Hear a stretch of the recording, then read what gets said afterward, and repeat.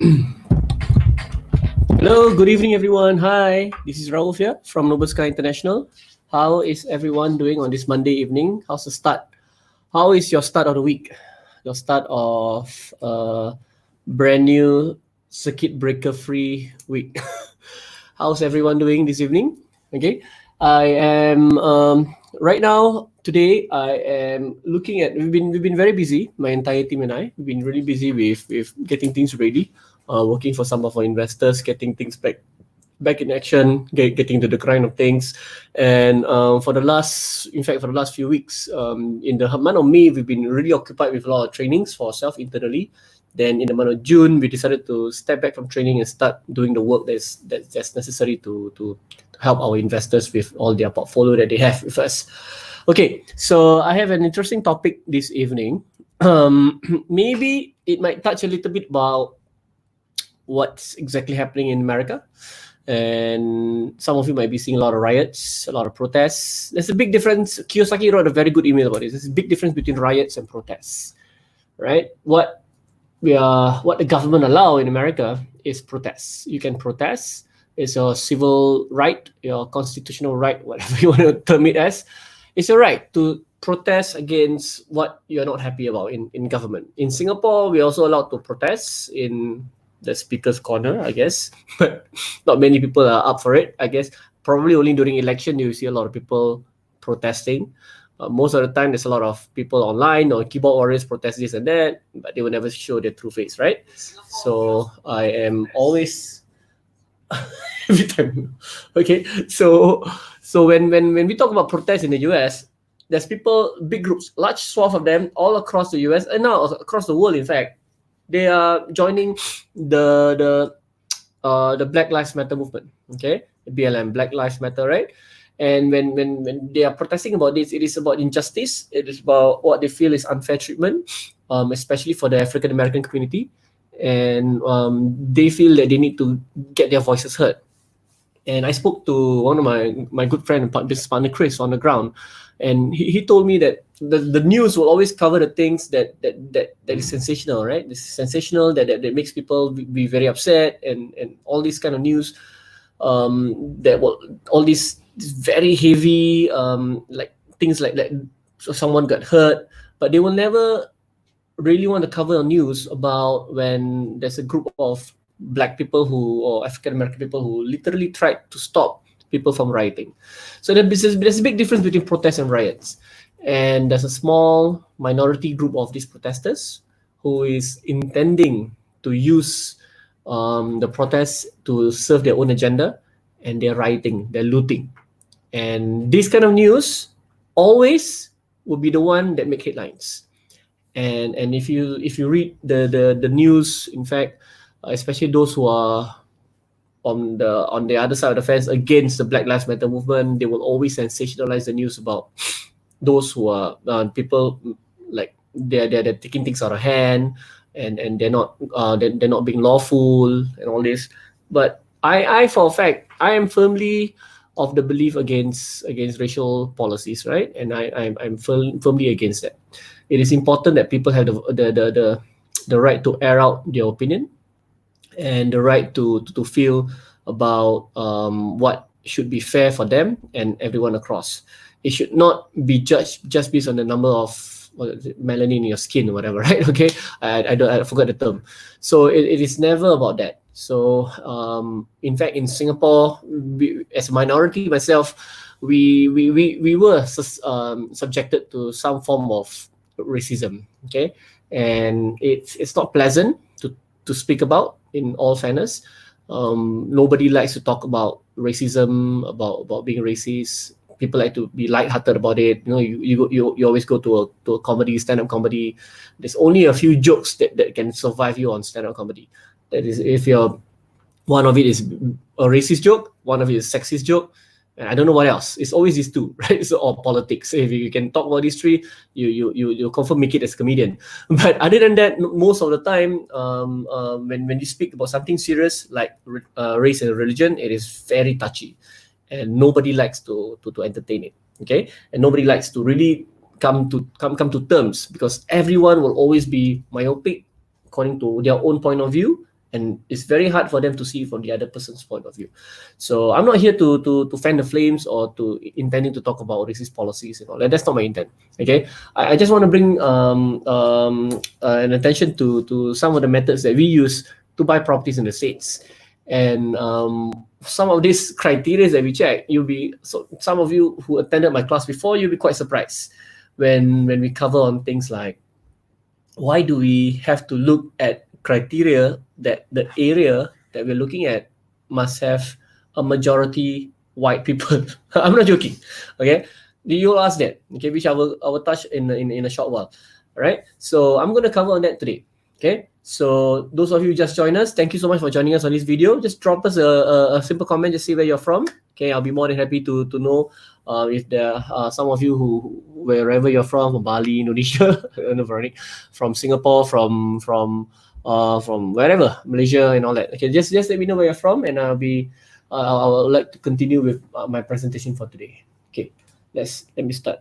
So this is how we select properties in the US. That's a particular topic that we want to talk about today, and it will cover the textbook answer, which I will give you in a short while, and then I'll cover a little bit about a policy in the US that was racist in nature, and why it is important for us to not dismiss that, but to take into account that policy of the past for our current research. I will explain in a short while. Okay, so let's go quickly into the news that I want to explain. Okay, so let me just go to this. All right, so here is, I've covered this in my previous live about a V-shaped recovery.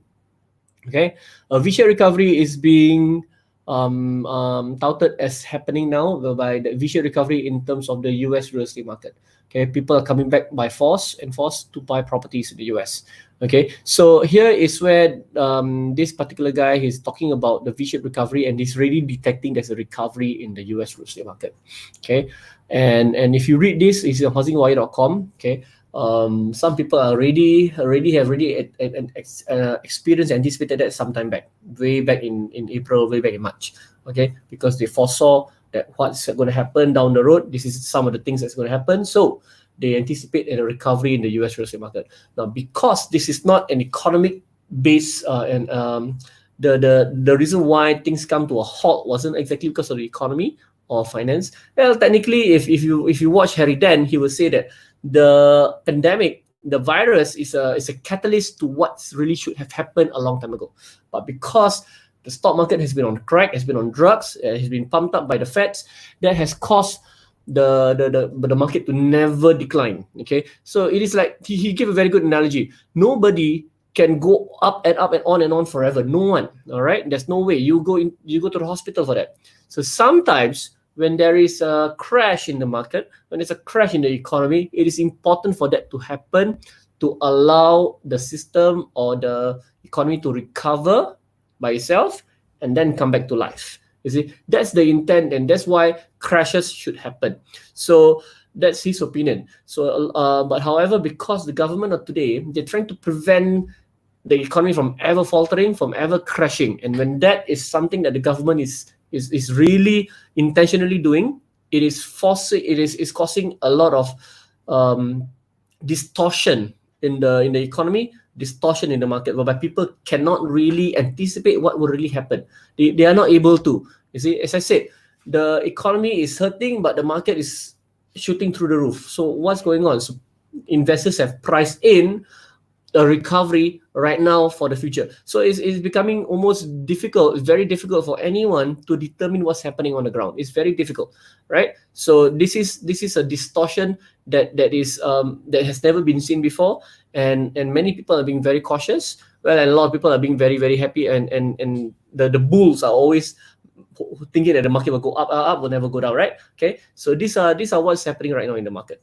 Okay, so in the real estate market in the US, things are a little bit on crack. People, the evidence does not really prove that the economy should really recover right now. Okay, because there are still a lot of people unemployed. There's still people who are on mortgages who are on forbearance, meaning they've been given time to about 6 months time to not pay. Okay, then all this is happening, and what's happening, right, is that I foresee, honestly, that the economy might contract. Okay, the real estate economy might crash. Okay, and then before it recovers very strongly down the road. That can definitely happen. Okay, but I stand corrected. Okay, because of the distortion that's happening in the market, and sometimes I have to change my position as we see new data that comes online. Okay, so let's talk a bit about recovery at the end of my presentation later. Okay, I will talk a bit about that. And mortgage forbearance. Sorry, excuse me.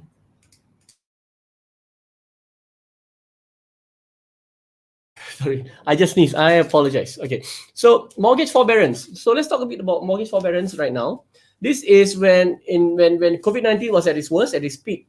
A lot of people lost their job. They were forced to be locked down, shelter in place, and they were not able to earn income to pay for their mortgage. Now there were a couple of anomalies that happened when people became unemployed. They received unemployment check. A lot of them, there's some people who did not receive. There's a lot of reports on that. But those that received, they got unemployment check. And in fact, US savings rate has been at its highest ever, because of this money that came, okay, that came from the government. So a lot of people, families are saving the money, right? They save the money, they kept the money, so they receive all this money all the way until July next month, or sometimes even all the way up to October. So it depends on the state. So they receive this money and they're keeping it, and then they apply for credit card forbearance, they apply for mortgage forbearance, meaning that they choose not to pay off without being penalized, so they choose to push back the loan repayment. So in the US, a lot of mortgage forbearance, depending on the bank, but the Federal Reserve already set the criteria for how mortgage forbearance should work. It should be added to the end of the mortgage, instead of being some banks try to be funny by adding for 6 months you didn't pay 6 months, right? And then they force that you pay the entire 6 months in one lump sum at the 7th month, which is ridiculous. Nobody would be able to afford that. So what happened is the Federal Reserve came in and stipulated that the bank should push all the way to the end, okay? So, or even extend the loan further. So that was what happened. So when mortgage forbearance ends, so first the homeowner has the ability to forbear for about 6 months. Then after that, they can choose to extend another 6 months. So there's 1 full year of non-payment of loans. At the same time, they receive unemployment check. Husband and wife can receive unemployment check. They receive money from the government for every month. And this money they save. Okay, they save this money. A lot of them save the money. They kept the money. They didn't have to pay the loan. They choose to be on forbearance, and then they kept the money for many months. Okay, now a lot of people are saying 2 things can happen. One, they squander off the money, and then at the end of the 12 months, when mortgage restart, the property will be foreclosed. The problem with foreclosure in America is this, okay? It takes time. It doesn't happen straight away, all right? So when foreclosure happens, it takes time before the bank wants to foreclose. Depends on the state, the law, whether they have to go to the court, they don't have to go to the courts, it depends. So foreclosure can take additional 1 to 2 years. So people don't foresee the market really moving at this point in time, because like crashing at this point in time, because it is difficult to determine that when foreclosure takes so long to happen. It is a very inefficient investment, and that's a good thing sometimes. Inefficient investment is a good thing because it doesn't go up as fast, but it doesn't come down as fast. It's less efficient, and when it's less efficient, it makes things a lot any crash to happen, right, will take a lot longer to happen. Okay, any crash to happen, it takes a lot longer.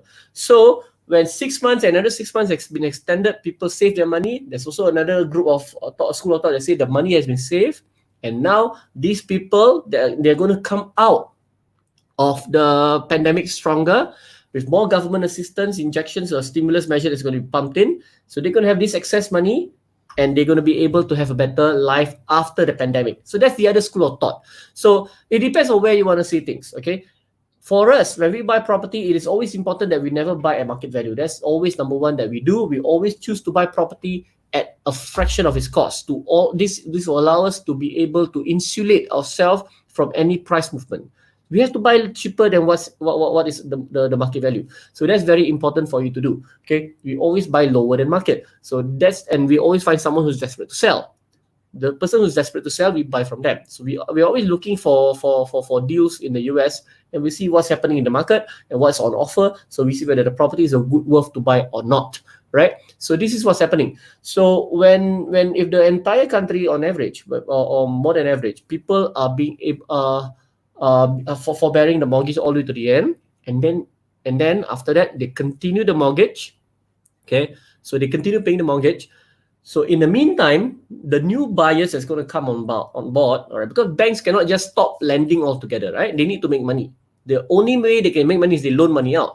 So banks have been given money by the government to start lending money. Okay, so there'll be a lot of people coming online, okay, coming on board to buy more properties, and that's what's happening. Why? Because the government lowers the interest rate, and there's more people coming to buy property, and that's why they see the V-shaped recovery happening. And for now, for the first time, they're seeing the mortgage forbearance application by people who's distressed, who needs forbearance, is falling. So there's lesser people asking for forbearance. Okay, so another school of thought, there's a school of thought that says after the end of the 12 months, there will be a lot of people who's going to default, and when they default, they will really lose their house. But that will take another 1 year or 2 years before the bank take action. There were cases in 2008 whereby property owners, homeowners who defaulted on their mortgage, homeowners who literally defaulted on their mortgage, they live in the house for 3 years for free because the bank didn't want to do anything to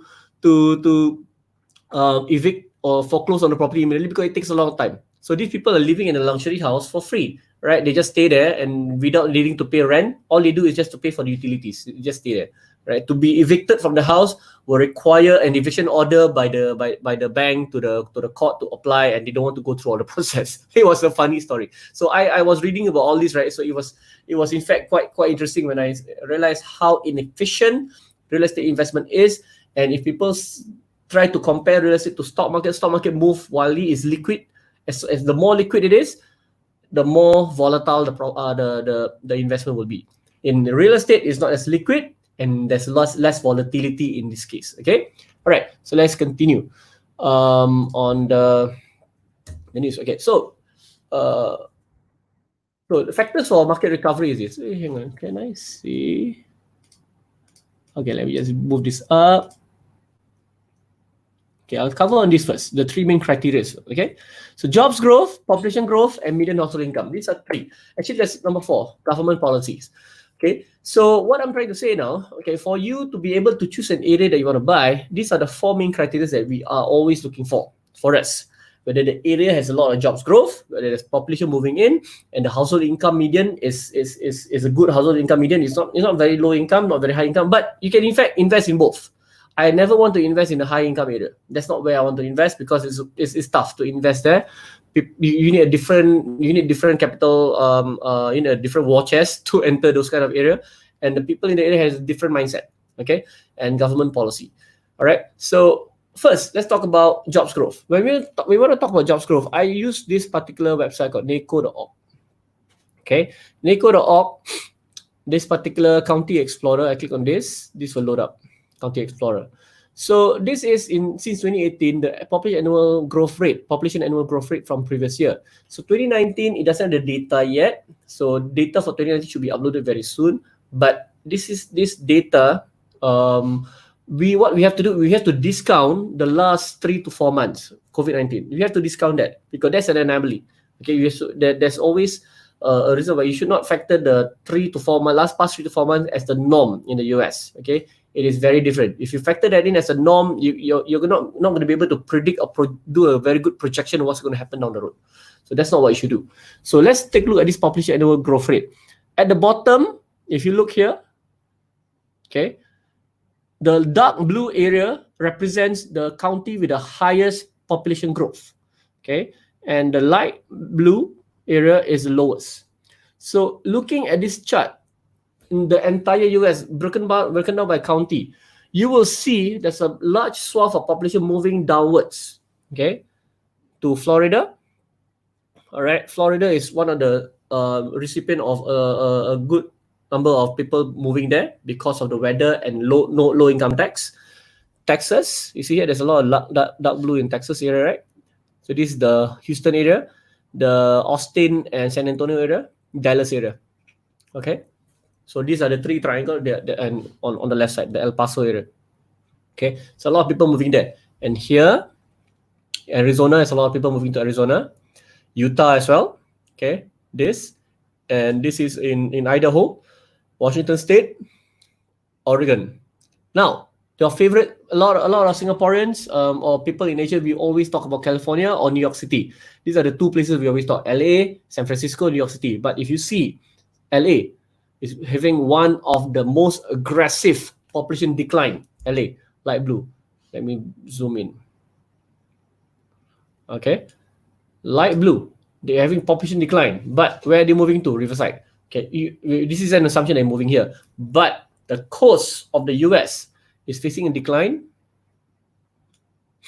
Okay, because it's too expensive and cost of living is just too high. They have to move inland, and when they move inland, they move to San Bernardino, they move to Riverside County. Okay, like this. All right, so you see here, people are just moving inland, and some of them they're even willing to drive a couple of hours just to have a lower cost of living inland. Okay, the coastal areas especially in California is too expensive. It's a nice touristy area, but property price are insane. Like in San Francisco, property price for a 2-bedroom, 1 bath can reach 1 point something million. That's crazy. Nobody want to pay for that anymore right now. Okay, so this is population annual growth rate. All right, so you see the annual growth rate. So those in dark blue represent the top 20% of counties in the US. There's 3,144 counties across America. Top 20% of them falls under the dark blue. Okay, they have the highest population growth rate across the US. Okay, so this is where we're looking at. Now, the other one that you can look at, if you go to maps, okay, under economy, go to under jobs growth rate.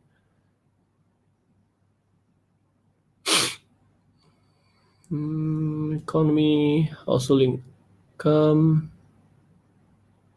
demographics. Sorry, population level. Okay, that's jobs growth rate. Sorry, economy, labor force.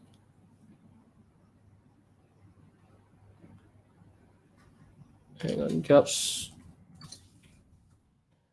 growth. It's missing. I think they changed the particular.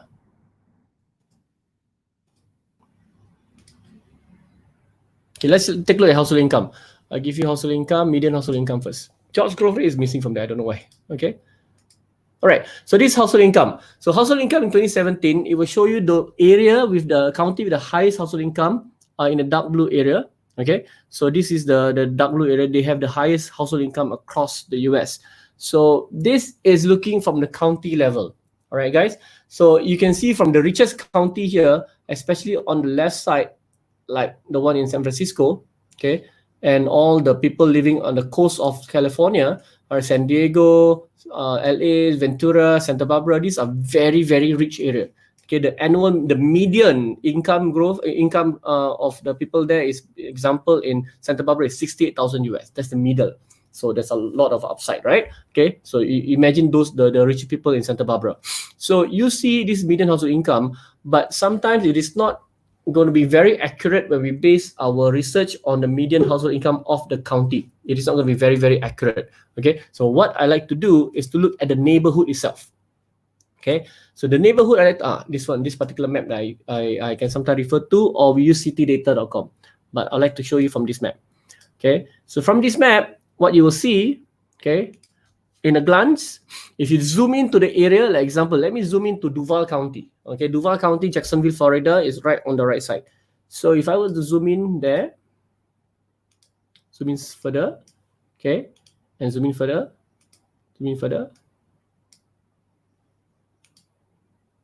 okay, Duval County, Jacksonville is right down there. Okay, Jacksonville, this is Jacksonville, Florida. What you will see is that in Jacksonville, Florida, there's a good balance of the rich and the poor. There's a good balance, and the rich are generally living in the blue areas. This is the entire place, Duval, right? And the yellow areas where the middle income lives, and the dark orange, okay, orange or the dark orange areas, these are where the lower income people resides in. Okay, so when you want to look at property, sometimes what you can do is just to look at the property, look at the address, see where it falls on the map, and you will know immediately where these people fall under. Okay, you will immediately be able to see. All right, so you are able to see, like, from this particular map, from the south side of Jacksonville, Florida. Okay, this is the affluent area. This is the green area, which is not not too bad. All right, the yellow area is where all the middle income lives. But the moment you move into the dark orange and the very dark orange, these are the very, very low income. You can probably think the ghetto all down there. Okay, and now on this particular topic that we're talking about now, when we talk about the people in the ghetto, okay, in the orange and the dark orange area, who do you think forms the majority of the population there? Don't have to answer this, okay? I'll just say this. Usually it is the colored community, the African American or Hispanics. They are usually the one who lives there in those areas because, okay, because of a racist policy that happened a long time ago in the US. I stand corrected again. Now, in the US, there's this thing called redlining. Okay, redlining. Redlining is a practice by mortgage companies to discriminate people of color, all right, from buying properties by not giving them loans. So you have, example, a neighborhood that's split into two. Okay, one is A, one is B. All right, a neighborhood that's split. Can you pick the figure? All right, so a neighborhood that's split into A and B. Right. So in the A neighborhood, all right, is where all the affluent white Americans live, and the B neighborhood is where all the people of color live, right? And they can be the same, having the same income then, okay, but the mortgage, the bank will not want to loan people of color any money, okay, all right, or to buy properties. So the area in the A neighborhoods, okay, have more funding. They have more growth because the banks are willing to loan their money, because the government at that point in time actually encouraged banks to discriminate. They did. All right. So you can watch this particular redlining video on Adam ruins everything. Just do a YouTube search. Adam ruins everything. Redlining. Just search for that. You will see exactly what really happened last time. So when the white areas, the A on the A side, right? Okay, they receive a lot more funding. Okay, they receive a lot more mortgage. The area has more growth. There's more security. The school are well funded. Okay, and you see a lot. The place looks a lot nicer. While the area in the B neighborhood has not very little funding, and the schools are very underfunded. Okay, and you see all these problems. There's more crime in those areas. So how does this affect us? When we look at this kind of policy, it is nothing that we can do before. Okay, as an investor, what happened a long time ago is something that we cannot unchange. We cannot do anything to that. But all right, when I am helping my investor to invest, I need to ensure that they invest in the best place. Now, we do not say we don't invest in the black neighborhoods, in the African American community. We do. In fact, we bought quite a few. As long as there's good transactions, we will buy that. But sometimes it is also key for us to know and buy, to ensure that where we want to find a property, we always go to the area where there's more money there. Okay, when there's more money there, that's where we will always choose. Sometimes one of our criteria to check, right? If you look here, my criteria that I want to check will be, example, this. All right, white person. Okay, white person, and the white person there,